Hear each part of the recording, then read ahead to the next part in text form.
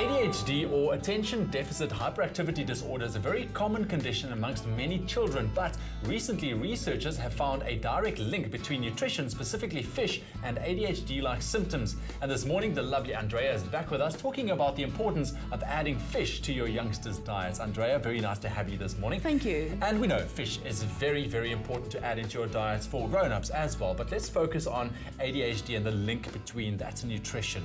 You know, it's actually such a simple link, and I think we've discussed omega-3 fatty acids so many times. Yeah. And the fact is that omega-3s form part of the building blocks of our brain cells. Now, consider the fact we are what we eat. So if we give our bodies healthy fats, it builds healthy brain cells. If we don't give our bodies enough of the healthy fats, the brain cells can't work to their full potential. And that's where so many children struggle with concentration, focus, learning ability, reading ability. And it's a field of research that has just exploded, and nutrition most definitely plays a very important role there. But specifically fish. Yes. So fish, talk to us about the importance of fish when it comes to kids, children. Yes. Well, omega-3s we get from seeds and nuts and also from fish. And why the emphasis is so much on fish is the quality and the concentration and the properties of the omega-3s you get from fish is just so much more beneficial than from the nuts and seeds. So look, for a child that's allergic to fish, the nuts and seeds will do. Yeah. But if you can, fish is definitely the best source of omegas for a growing child. And it starts from pregnancy.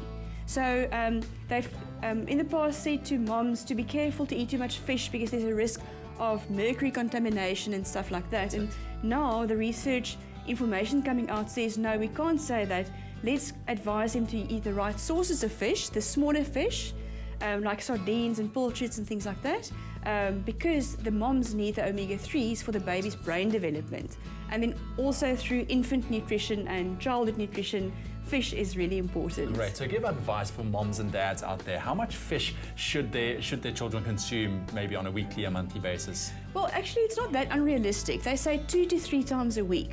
So you've got a little boy. Yeah. So I don't know if he is fond of fish. How often do you manage to give him He goes fish? through these phases. Sometimes he will take a bite of it. Sometimes he gets fussy, and I think that goes for many parents out Yes. there. But yeah. So how much? I mean, would you recommend? 2-3 times a week. Yeah. So if you feel your child does not achieve that, that's where supplementation can be really useful. Okay. Now, that's for a normal developing child.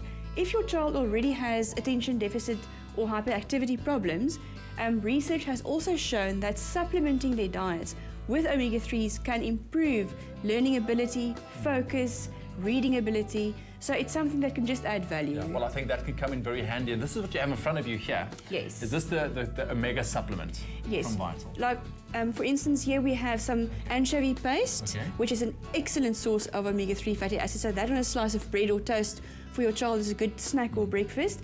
And then we have the tin sardines here. That can be made into fish cakes. But for a convenient solution, Vital has made the omega-3 sherbet from fish oil. And we know kids love sherbet. But it doesn't taste like fish. Okay. So I think you've tasted it before, but Yes. if you'd like to just I'm definitely jog your gonna- memory. So it's fish oil that's deodorized. They've taken the fishy odor out. Wow.